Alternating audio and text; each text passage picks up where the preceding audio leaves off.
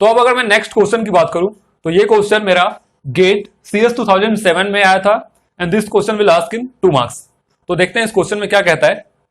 Consider a machine with a byte addressable main memory of 2 की power 16 bytes. अब question में जो given है उसके अकॉर्डिंग यहाँ पे मेन मेमोरी की साइज 2 की पावर 16 बाइट्स है। तो उसको मैं सबसे पहले फिजिकल एड्रेस के फॉर्म में लिख देता हूं। फिजिकल एड्रेस आ गया टोटल 16। उसके बाद assume that a direct map data cache consisting of 32 line. यहां पे जो कैश लाइन की साइज है, कैश लाइन का जो नंबर है वो है 32 लाइन। तो मैं यहां पे लिख देता हूं number of lines that is equal to 32। अब साथ ही साथ इसको बिट के फॉर्म में भी जैसे जैसे आएगा उसको भी मैं यहां पे लिखते हुए चलता हूं साथ साथ, ठीक है। 32 मीन्स यहां पर 2 की पावर 5 मीन्स 5 बिट्स का यूज हम कर रहे हैं। उसके बाद consisting of 32 lines of 64 bytes each is used in the system. मतलब यहां पर क्वेश्चन में ये कहता है हर एक लाइन मेरा 64 बाइट्स का है, हर एक लाइन के अंदर 64 बाइट्स आ सकते हैं। मीन्स अगर आप 64 बाइट की बात करो और each is used in the system, इसका क्या मतलब है, ये हो गया मेरा ब्लॉक ऑफसेट या उसको हम ब्लॉक साइज बोल सकते हैं। कितना है 64 बाइट्स, 64 बाइट्स। अब इसको भी मैं अगर बिट के फॉर्म में रिप्रेजेंट करूं तो ये कितना आ गया 2 की पावर 6 मीन्स 6 बिट्स का हम यूज कर रहे हैं क्वेश्चन के अकॉर्डिंग, ठीक है। अब देखते हैं क्वेश्चन में क्या कहता है। Of 50 cross 50 2 dimensional array of bytes is stored in the main memory starting from memory location 1100 that is in hexadecimal form. यहां पे 50 क्रॉस 50 2 डायमेंशनल एरे है। तो जो एरे है उसको भी मैं यहां पे लिख देता हूं। एरे मेरा कितना है 50 क्रॉस 50 का। अगर मैं इसको कैलकुलेट करूं तो टोटल कितना आ जाएगा 2500, ठीक। That is stored in the main memory starting from memory location 1100H। इस लाइन का कहने का ये मतलब है कि 1100H जो मेरे पास मेमोरी लोकेशन है, इस पर्टिकुलर लोकेशन से मेरा जो डेटा होगा वो कॉपी करना स्टार्ट होगा, ठीक है। तो यहां पे जो एड्रेस गिवन है उसको भी लिख लेता हूं मैं।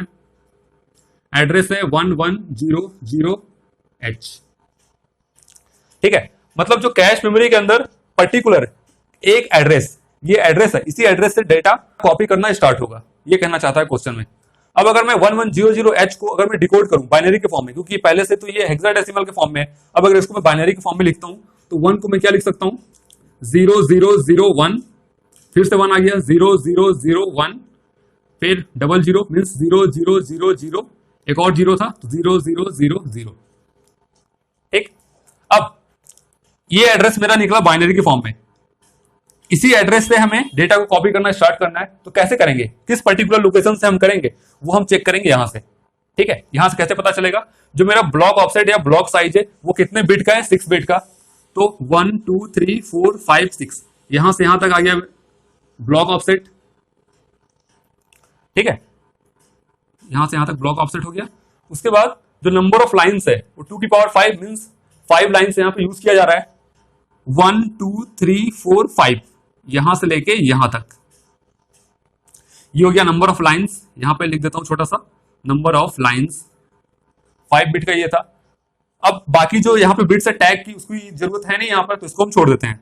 अब नंबर ऑफ लाइंस, किस पर्टिकुलर लाइन से डेटा कॉपी करना स्टार्ट होगा। तो आप देखिए अगर मैं 00100 की बात करूं तो ये आ गया लाइन नंबर 012, 2 की पावर 2 मीन्स लाइन नंबर 4। तो लाइन नंबर 4 से डेटा स्टार्ट होगा कॉपी करना। तो आप यहां पे देखो लाइन नंबर 4 कहां है, ये 32 लाइन का ये मेरा कैश मेमोरी बन गया, ठीक है। अब लाइन नंबर 4 की अगर हम बात करें तो लाइन नंबर 4 मीन्स यहां से, इस पर्टिकुलर लोकेशन से हम बात कर रहे हैं, इस लाइन से यहां से कॉपी करना स्टार्ट होगा।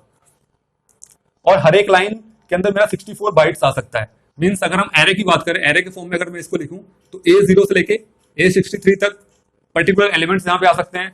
नेक्स्ट फिर अगर मैं बात करूं A63 से A127 इस टाइप से आ सकते हैं। A0 से लेके A63 मीन 64 बाइट्स, A63 से 127 64 बाइट्स, ये पर्टिकुलर 64 बाइट्स यहाँ पे आते जाएगा, ठीक है।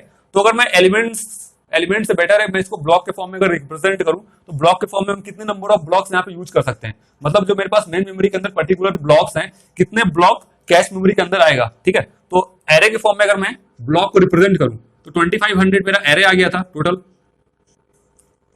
अब अगर मैं एरे ब्लॉक्स की बात करूं, एलिमेंट से बेटर मैं ब्लॉक को यूज करूं, तो 2500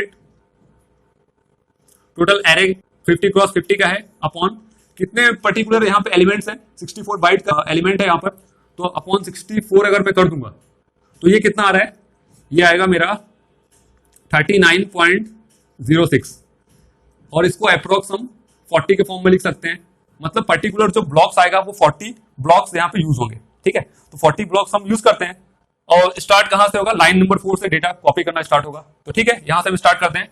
लाइन नंबर 4 के अंदर मैं यहां पे लिखता हूं block B1, B2, B3, B4, B5, B6, B7, B8, B9, B10, B11, B12, B13, B14, B15, B16, B17, B18, B19, B20, B21, B22, B23, B24, B25, B26, B27, B28। ठीक है, अब आप देखो ये 32 लाइन की कैश मेमोरी है। अगर आप इसको 0, 1, 2 उसके बाद डॉट डॉट डॉट करके 31 तक लेके जाते हो तो वहां पे गलत होने के चांसेस ज्यादा हो सकते हैं। इसलिए मैं इस कैश मेमोरी को पूरा 0 से लेकर 31 तक यहाँ पे बना लिया था, ताकि एक भी यहाँ पे पॉइंट मिस ना हो। ठीक है, अगर आपकी प्रैक्टिस अच्छी है तो आप डायरेक्ट कर सकते हो, बट मुझे क्या आपको समझाना है, इसलिए मैं एक एक लाइन को यहाँ पे लिखते हुए चल रहा हूँ ताकि आपको बिल्कुल कंफ्यूजन ना हो। ठीक है, अब यहाँ पे B28 तक तो आ गया। उसके बाद हम क्या करेंगे, पर्टिकुलर ब्लॉक्स कितने 40 तक जाना है हमें, 28 तक आ गया। आप ऊपर देखिए यहाँ वाले ब्लॉक्स खाली थे, तो यहाँ पे आ गया B29, B30, B31, B32। अब यहां तक आ गया। उसके बाद मुझे क्या करना पड़ेगा, इस ब्लॉक को रिप्लेस करना पड़ेगा, क्योंकि टोटल हमें 40 ब्लॉक तक चलना है। तो हम यहाँ पे B1 को रिप्लेस कर रहे हैं।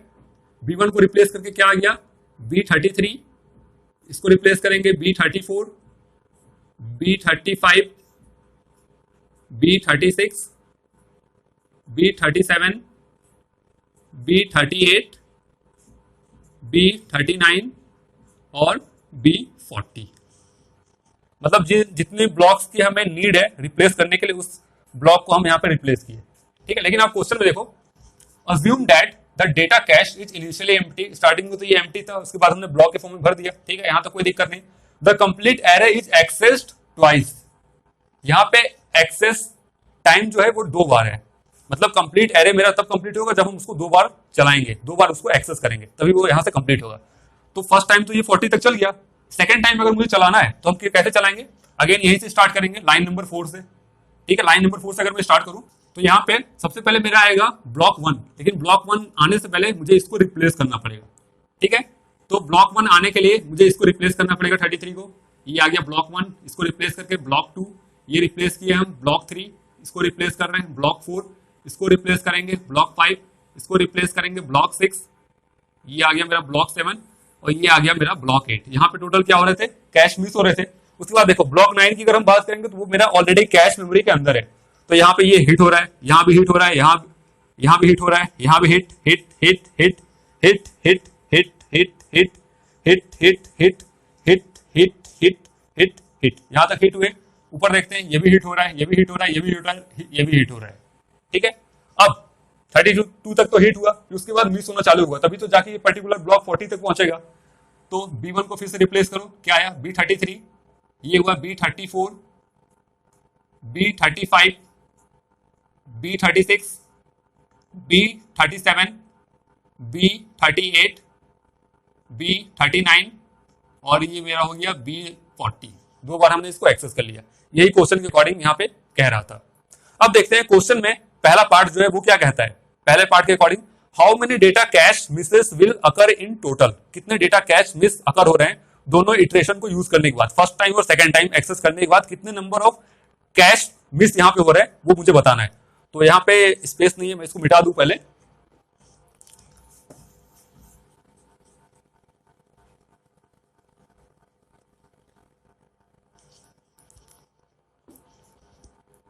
टोटल डेटा कैश मिस, अगर मैं टोटल डेटा कैश मिस की बात करूं तो कितना आ गया, यहां पे आप लिख सकते हो cache miss for first iteration, मतलब फर्स्ट टाइम जो कैश मिस हुआ था उसको लेंगे, plus cache miss for second iteration, second time जो चला था हम उसकी बात कर रहे हैं। ठीक है, तो आप फर्स्ट टाइम में देखो, फर्स्ट टाइम जब हम बात कर रहे हैं तो ब्लॉक 1 से लेके ब्लॉक 40 तक पूरा का पूरा आया था, क्योंकि फर्स्ट टाइम जो मिस होंगे, फर्स्ट टाइम कैश मेमोरी खाली है, फर्स्ट टाइम जो ब्लॉक आएगा वो तो मिस होगा। ठीक है, तो यहां पे ब्लॉक 1 से ब्लॉक 40 पूरे आए थे, प्लस सेकेंड इटरेशन की अगर मैं बात करूं तो ब्लॉक 1 से ब्लॉक 8 तक पहली बार मिस हुआ था, ब्लॉक 1 से लेके ब्लॉक 8 तक, साथ ही साथ ब्लॉक 33 से लेके ब्लॉक 40 तक, ब्लॉक 33 टू ब्लॉक नंबर 40।